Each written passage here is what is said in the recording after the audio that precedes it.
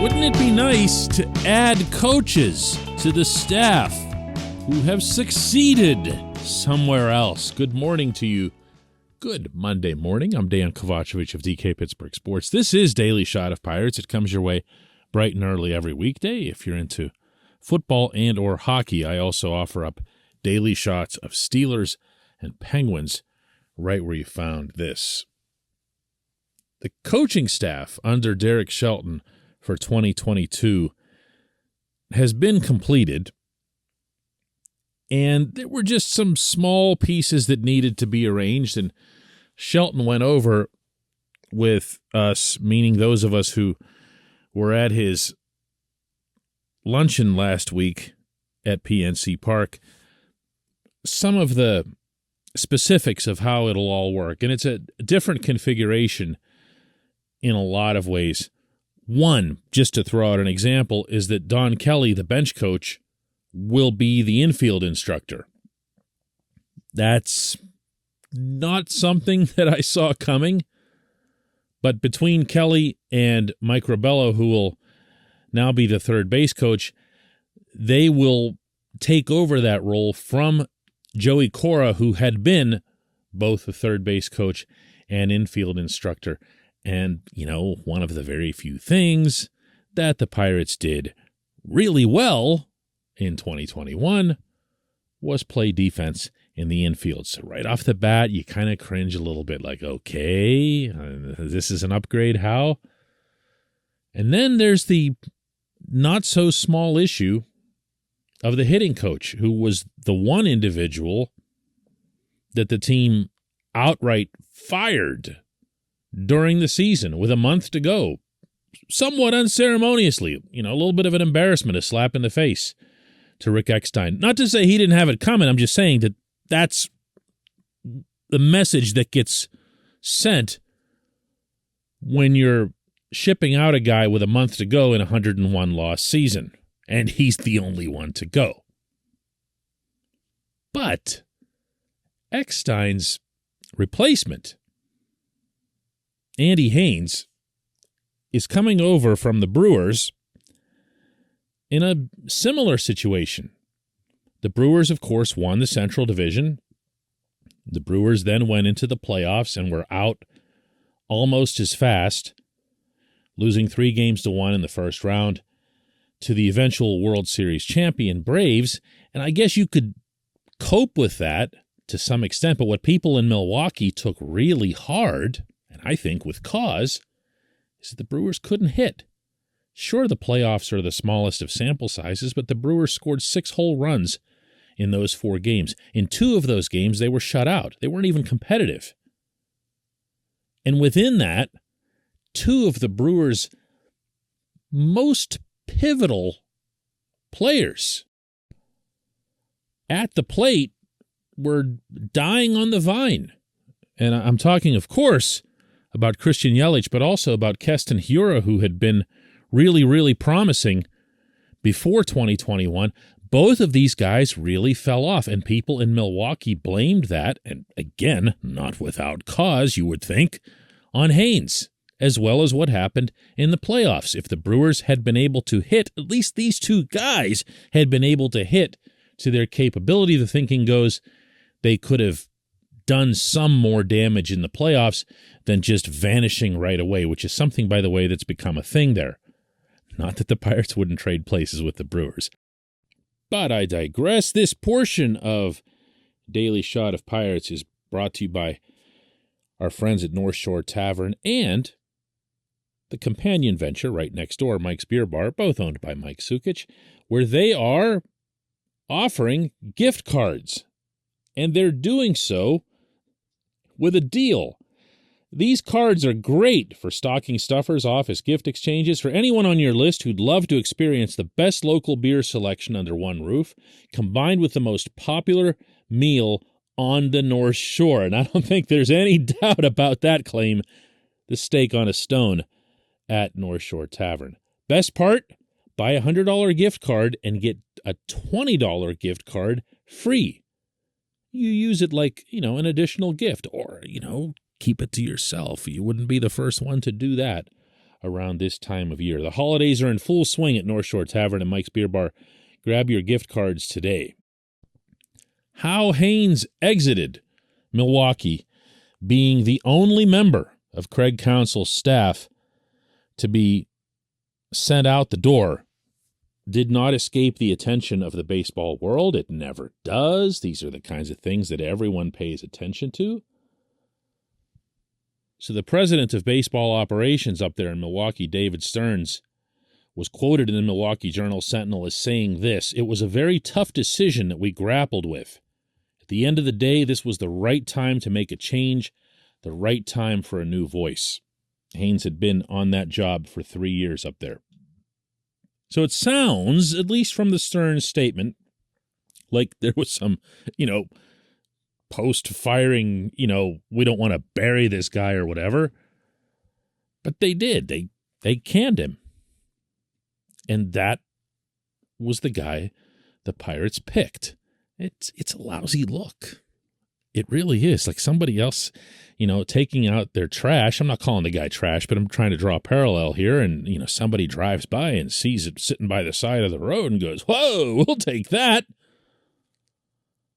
This is what Derek Shelton, who seemed to be aware of the whole lousy look component to this, had to say about the Haines hiring in his meeting with us last week. You're going to have up and down offensive years.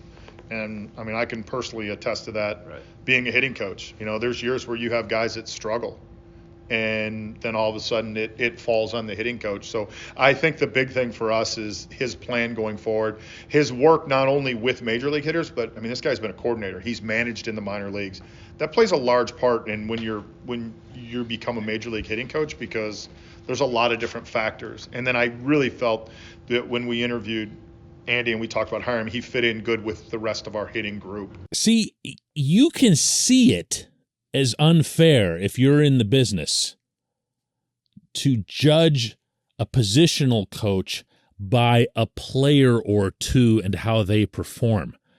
The problem with that is this is actually how it's supposed to work.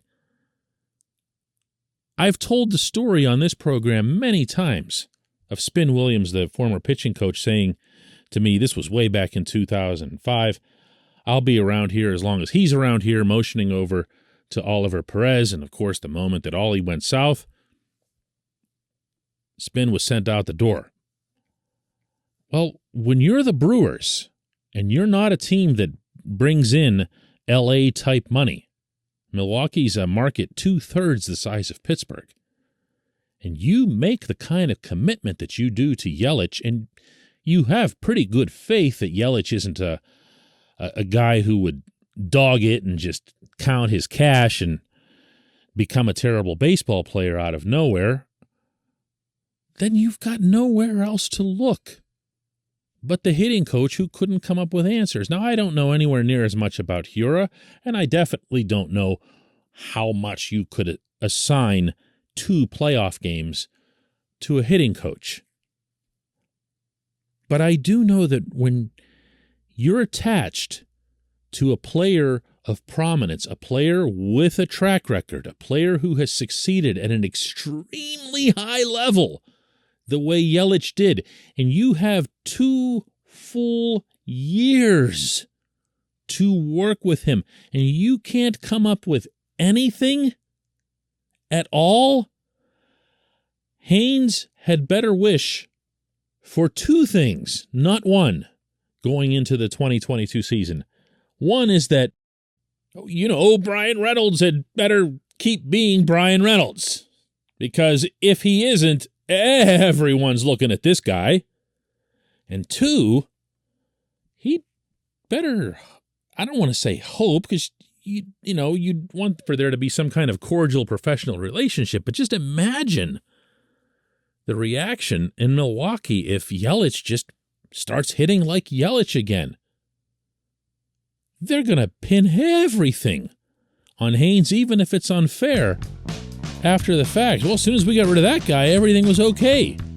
So this just doesn't have a good feel to it at all. When we come back, just one question.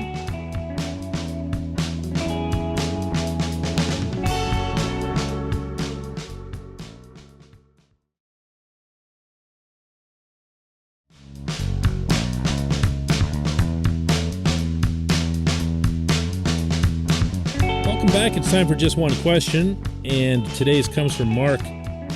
He asks, Derek Shelton has shown nothing in 2 seasons. What strategies employed give us a better chance to win? What players has he made better? What are his qualifications? Well, Mark, the first and the third questions, I don't know that they really apply here. What strategies employed? Manager and his strategies aren't going to win you games. They'll come up for scrutiny when, the manager does something dumb or even something that's just perceived as dumb, like pulling a relief pitcher and the next relief pitcher comes in and gives a home run. Everybody blames the manager. How about if the next reliever doesn't give up the home run? But there's also going to be legitimately dumb things that they do. And you know what? There's going to be stuff on a very rare occasion where they could win the game or whatever. But when you're talking about a 101-loss team, and the 2020 edition of the Pirates was actually worse, getting into what has he shown strategically isn't going to go very far. To your third portion, what are his qualifications? I mean, the guy rose up the ranks with 2 pretty reputable teams. I don't think anybody has looked at his resume and said, wow, this is ridiculous that this guy became a major league manager. If anything, there was a lot of sentiment around baseball that he was overdue for the opportunity. So I would knock the first and third parts of this and just set them off to the side here. I'm not saying they're bad questions or anything. I just don't know that they apply to what the first thing is that you said, which is that he's shown nothing in 2 seasons. What players has he made better?